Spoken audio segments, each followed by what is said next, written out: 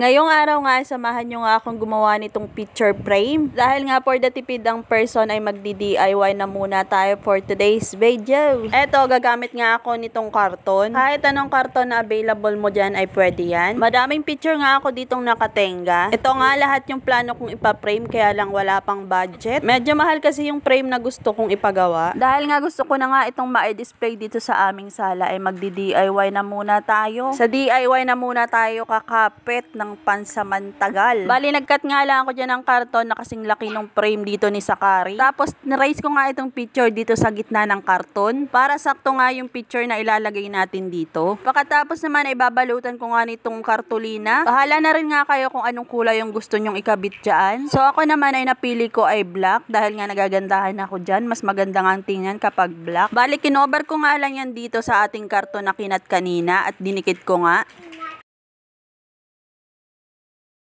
Na matapos ko naman yung maidikit yung mga nasa gilid ay dito naman nga ako sa gitna. Gumamit nga lamang ako dyan ng cutter. So ganyan nga lang yung ginawa ko.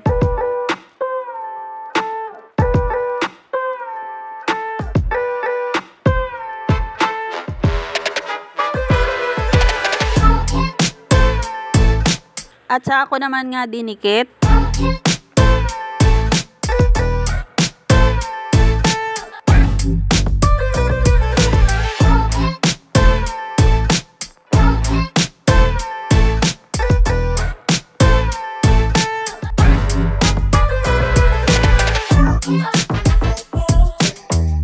Gumipit nga lang ako ng karton na kasing laki nung una kong ginawa. At babalutan ko rin nga siya nitong itim na kartolina.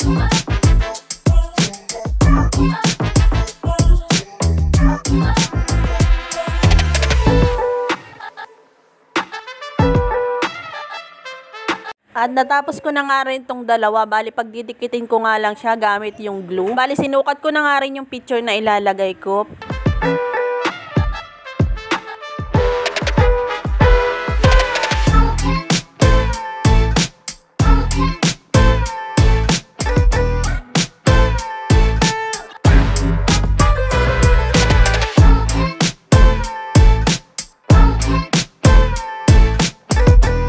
Try ko din nga gumawa ng flowers kaso hindi nga kaya ng lola nyo, kaya ito na nga lang yung ginamit ko. Bahala na rin nga kayo kung anong design yung gusto nyo at kayo naman nga ang gagawa nyan.